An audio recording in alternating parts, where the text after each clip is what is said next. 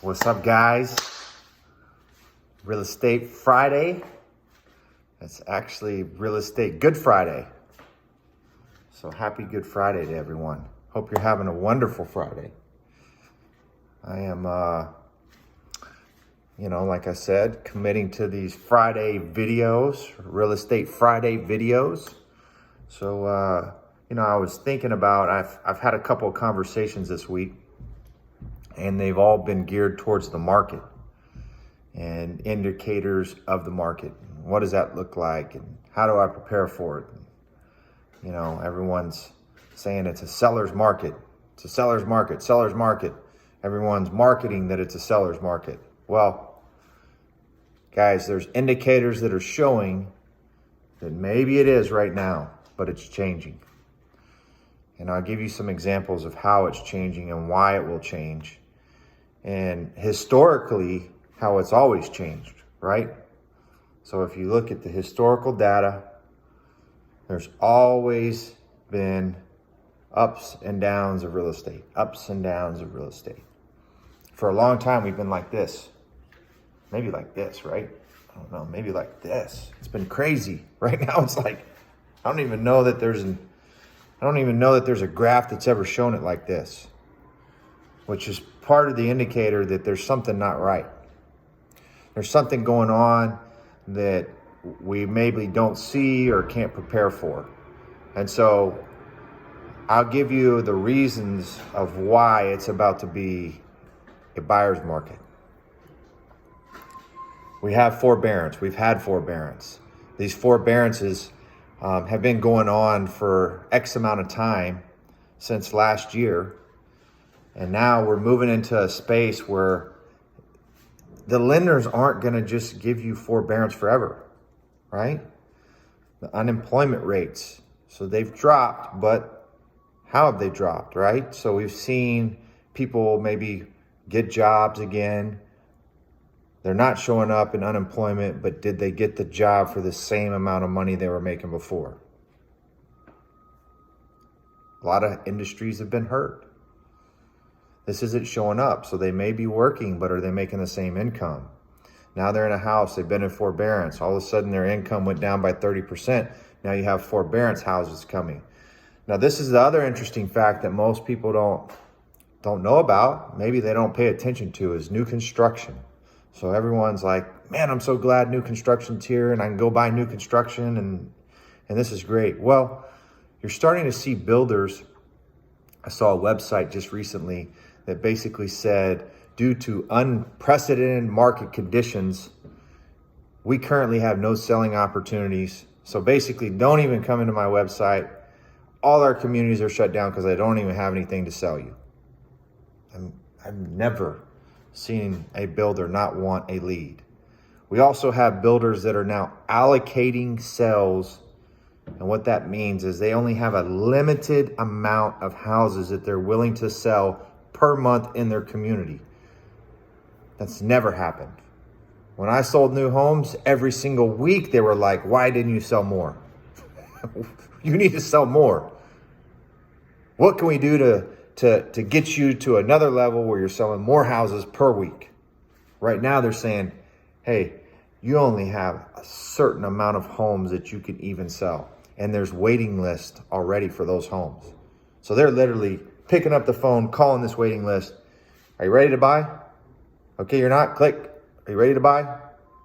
Click. You ready to buy? Never seen it in the history. Well, why are they doing that? Because the market's not self-adjusting, right? We had a pent-up demand that like we've never seen before. Everyone was sitting in their house for 2 months looking at all the things that were wrong with their house. We have interest rates that are historic lows, not just like low over the past 10 years. We've never seen interest rates like this. In the 80s, 18% was good. Now we're seeing 2.63. It's crazy. It's almost like it's free. I saw somebody do an illustration the other day at a new construction home. It was a $649,000 home. And it was like $2,200 a month mortgage for a $649,000 home. Now I'm in DFW. It's a nice home. $649,000. But all these things are changing, right? So you have all these builders that have been building all these homes. Look at DFW. It's number one in starts. It's 40-something thousand houses that have been started. All these guys started based on the projection that the material cost, there was a blip in material cost that was going to just jump up for a little bit and then it was going to level back out. It's not happened. It's only gotten worse. And not only has it only gotten worse, lead times have only gotten worse. So one of the things about building new homes is when you start building a home, most of these guys aren't paying 100% cash. Most of them are using lending from a bank to finance this home, which has something that's called interim interest. Every day, just imagine like a clock, it's ticking. During a normal market, doesn't matter that it's ticking because they have it down to a science. They know, hey, I'm going to build this house from start to finish within this amount of time. Now what's happened is you're running into deals like, we're not going to be able to get the decking for your roof for another 6 to 8 months, maybe. And you're looking at pricing that at maybe one time was $18 a sheet. Now it's $58 a sheet. These numbers are astronomical when it comes to profit margins. I mean, you couldn't prepare for it. No one's ever seen it. So how can you prepare for it? The other thing that's interesting about this is that it looks like the market's good. We see the stock market, it's climbing. Everything's just going up. Everything looks good. Starting to feel more normal. In Texas, it's like you don't have to wear masks. Things are opening back up. Less COVID cases, all these things, right? Which is good. But what you're not seeing is all these material costs and all these lag times and the ripple effect that COVID had, which just sped up what's coming, which is a downturn. And what that means is that all of a sudden you have products out there that they can't sell because they're going to lose money. The reason people want inventory is so they know how much it actually cost them to build, so they can put a fair profit margin in there so that they can continue to move forward as a company. The only way that home building companies make money is by building homes.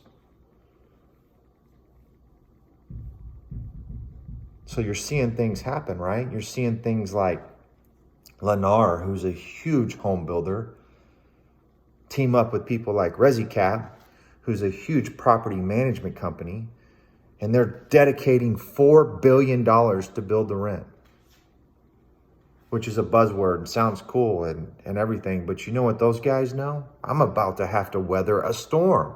How do I weather a storm? If I can't predict the cost of my goods that's going to take to build the home, I can build houses to rent and let people rent so they can cash flow.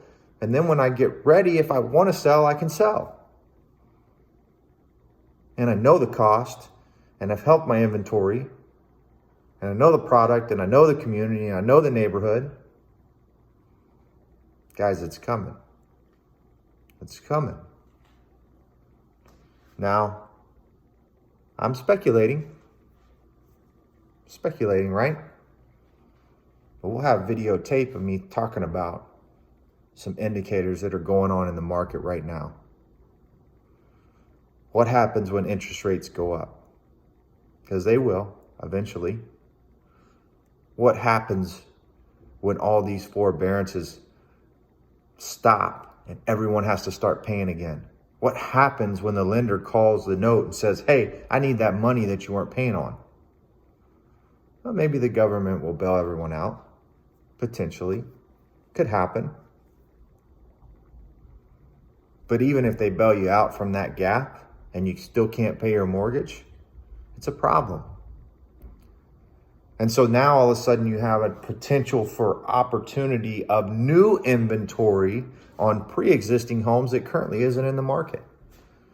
When you're in a market like DFW that has 41,000, I can look it up exact, 41,000 new starts.